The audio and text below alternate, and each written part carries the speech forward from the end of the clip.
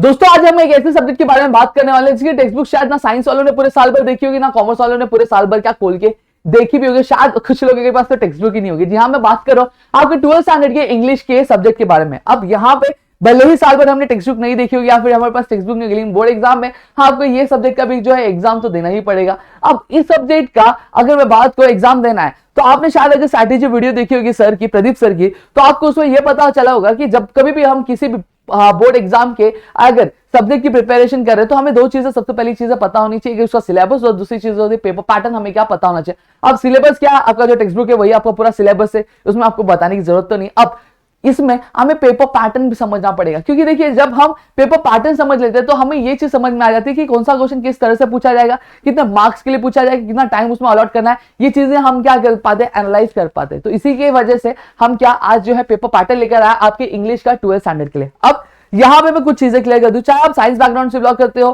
Commerce background से belong करते हो या फिर आर्ट्स बैकग्राउंड से बिलोंग करते हो, और आपका जो फर्स्ट लैंग्वेज है वो इंग्लिश है, ठीक है, इंग्लिश है, तो आपका पेपर पैटर्न जो रहेगा वो सेम होगा। क्या होगा, सेम होगा, इसमें कोई भी क्या चेंजेस नहीं होंगे। ठीक है, तो चलिए एक एक करके क्या शुरू करते हैं। अब यहां पे while talking about the paper pattern, अब अगर मैं कहूं तो 12th स्टैंडर्ड का जो पूरा पेपर होता है जो 80 मार्क्स के लिए आता है आपके इंग्लिश सब्जेक्ट के लिए, वो आपके टोटल 4 सेक्शन में क्या डिवाइड किया जाता है। अगर मैं सेक्शन की बात करूं, सेक्शन 1 जो होता है आप क्या कंसिस्ट करता है, reading of comprehension, language study, summary और माइंड मैपिंग, ये क्वेश्चंस आते हैं आपके।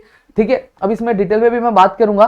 चलो डिटेल में एक बात करें, फिर आगे आगे सेक्शन में बढ़ते जाएंगे। अब यहां पे अगर बात करूं तो क्वेश्चन नंबर 1 और क्वेश्चन नंबर 2 में ये जो सेक्शन है वो डिवाइड किया जाता है। अब क्वेश्चन 1 जो होता है वो आपके 16 मार्क्स के लिए रहता है, और वही क्वेश्चन नंबर 2 जो होता है वो 18 मार्क्स के लिए किया जाता है। अगेन जो क्वेश्चन 1 होता है वो क्वेश्चन ए और बी सब क्वेश्चन में क्या डिवाइड किया जाता है। अब क्वेश्चन ए में क्या पूछा जाएगा, क्वेश्चन ए में आपके टेक्सचुअल बुक जो आपका सिलेबस बुक है, वो टेक्स्ट बुक में से ही आपको एक जो पैराग्राफ लिया जाए जो कंसिस्ट करता होगा 275 से लेकर 300 वर्ड्स का कंसिस्ट करता होगा, और ये जो पैराग्राफ आएगा आपके टेक्स्ट बुक के सेक्शन 1 से क्या आएगा दोस्तों। ठीक है, टेक्स्ट बुक के सेक्शन 1 से आएगा दोस्तों, और वो सीन पैसेज होगा क्योंकि आपके टेक्स्ट बुक से ही होगा।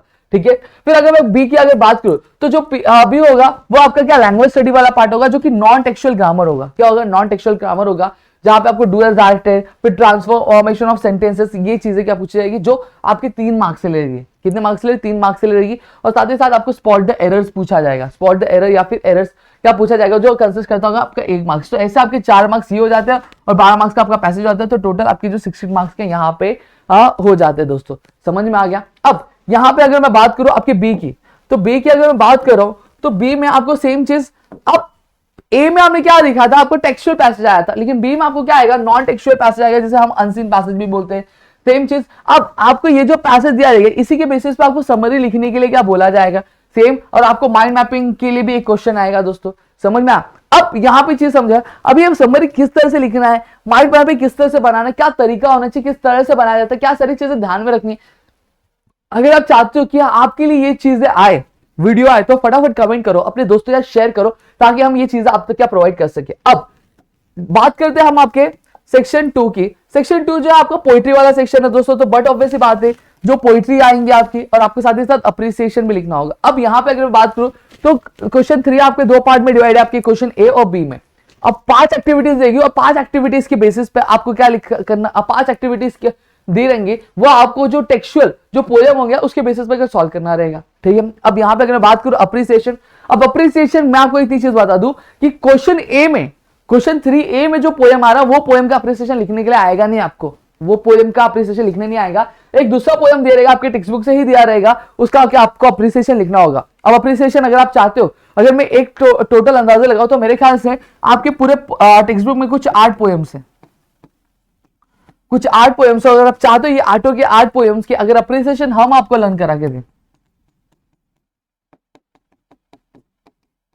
हम आपको लर्न करा सके, वन शॉट वीडियो चाहते हो जहां पे पूरा अप्रिसिएशन एक साथ हम आपको लर्न करा के दे, तो फटाफट से कमेंट कर दो। तो जैसा कमेंट रहेगा उस हिसाब से सर जो बोलेंगे फिर हम उस हिसाब से क्या आपके लिए चीजें क्या अवेलेबल करवाएंगे दोस्तों। समझ में आ गया, पूरा वन शॉट पोएम क्या आपके लिए आ जाएगा। अब यहाँ पे अगर मैं बात करूं, फिर सेक्शन 3 आपका जो आता है राइटिंग स्किल्स आता है। अब राइटिंग स्किल्स में अगर मैं बात करूं तो आपके पास ऑप्शंस भी होते हैं।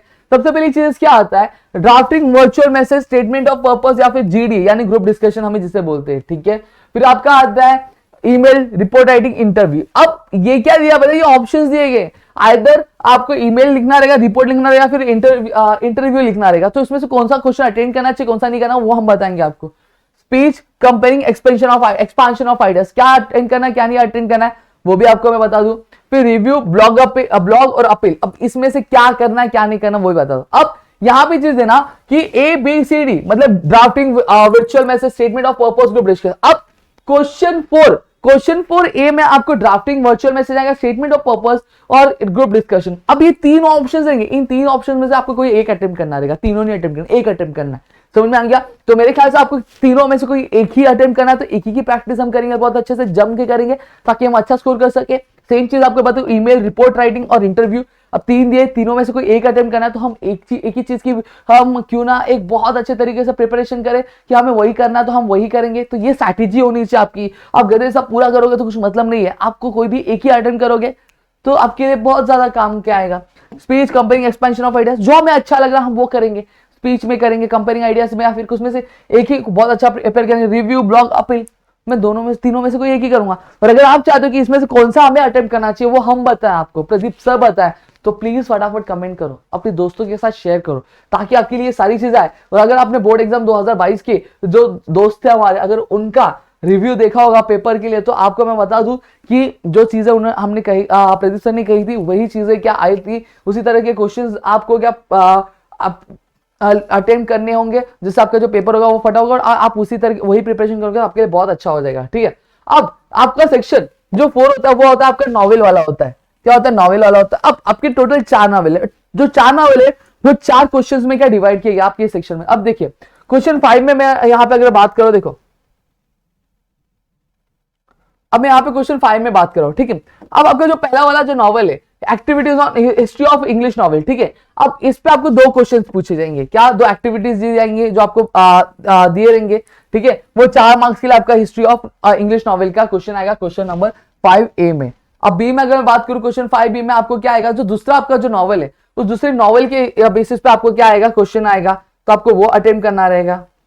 ठीक है, तो इस तरह से आपको क्या आएगा, डिस्क्राइब करने के, एक्सप्लेन करने के, कंपेयर, कंट्रास्ट या फिर नेम या फिर डिस्कस करने के लिए आपको आएगा, जो कि आपके सेक्शन 4.2 के बेसिस पे क्या रहेगा। दोस्तों क्लियर हो गया? नॉवेल 4.2 के बेसिस पे रहेगा।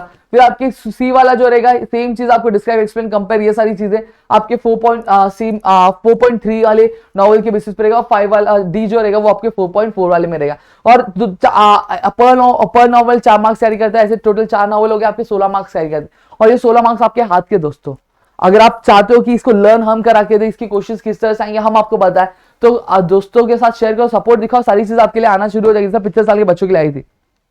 ठीक है, तो मेरे ख्याल से आपको इतनी चीजें क्लियर हो गया। और इंग्लिश की पेपर पैटर्न क्या सारी चीजें ध्यान रखनी पेपर लिखते टाइम, क्या सारी चीजें करनी चाहिए क्या नहीं करनी चाहिए, अगर आप चाहते हो उसके लिए भी वीडियो है तो फटाफट से कमेंट करो, अपने दोस्तों के साथ शेयर करो। साथ ही साथ वीडियो अच्छी लगी तो प्लीज वीडियो को लाइक करिएगा, चैनल सब्सक्राइब नहीं किया तो चैनल सब्सक्राइब करो, अपने दोस्तों के साथ शेयर करो, ताकि ऐसे और कई सारे वीडियो हम आपके लिए लेकर आ सके। दोस्तों